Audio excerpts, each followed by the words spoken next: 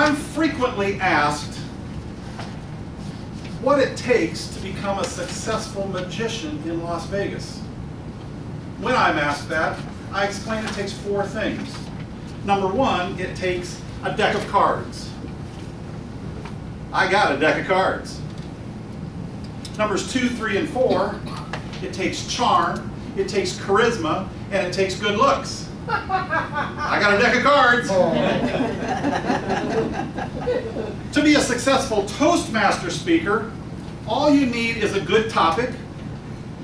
You need to have prepared thoroughly, and you need to have a friend who owes you a favor to be your evaluator. Many people don't realize this, but Toastmaster is not an expensive appliance that you buy to put on top of the kitchen countertop to dry out bread very quickly. Nor is it a cousin who drinks too much at your wedding and stands up to say a few words. No, Toastmaster is actually a Yiddish word, which means schnook who pays 65 bucks a year to get people to tell him he's a good speaker. I've decided to become a professional speaker. You know, get paid to talk. How hard can it be? It's got to be better than my last job where I was the bartender at the Betty Ford Clinic. Oh, just like a moil, I had to work for tips. And, oh, the sign out front says, keep off the grass. Keep off the grass. I guess it sucks if I have to explain that, doesn't it? Before that, I worked for a little while at the fire hydrant factory. I got to tell you, that was a really good job. The only problem was, couldn't park anywhere near the place. You had to watch where you stepped, all those damn dogs and everything. Before that, I worked for a while at the orange juice factory. Now that was a pretty good job, but they didn't like me much there. No, you see, they tried to squeeze me out. That's right, I got canned. They told me I just couldn't concentrate. Before that, I was a taste tester at the prune juice factory. Don't get ahead of me now. That was a really good job, but you could only work 1 day, and then you had to take 3 days off. In retrospect, I guess it's kind of a crappy job. Hell, I couldn't even keep up with the paperwork.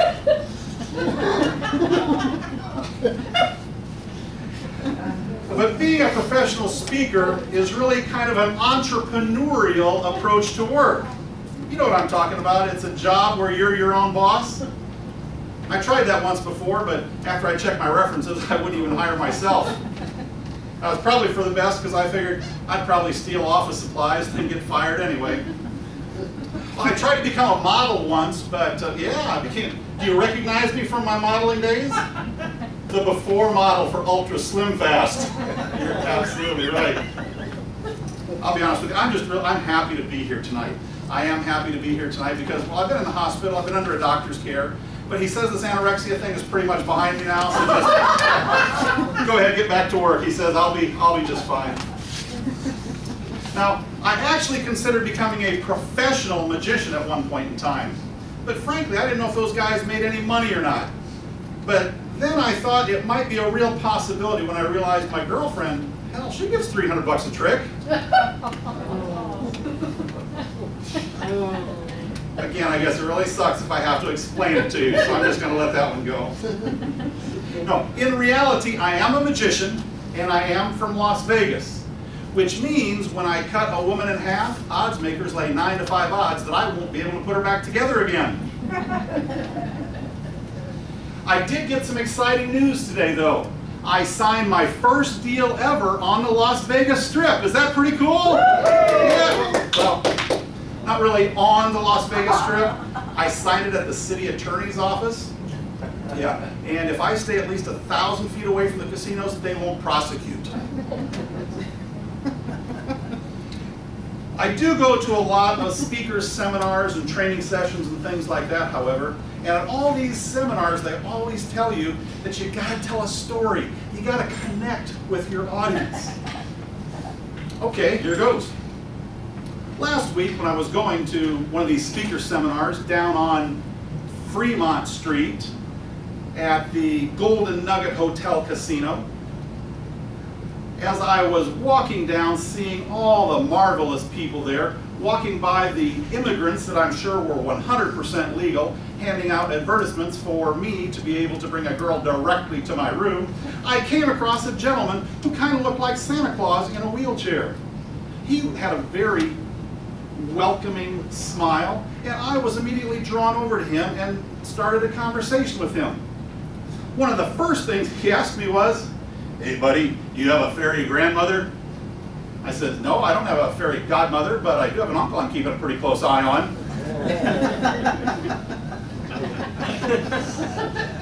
My notes say allow time for audience to think about that one a little bit.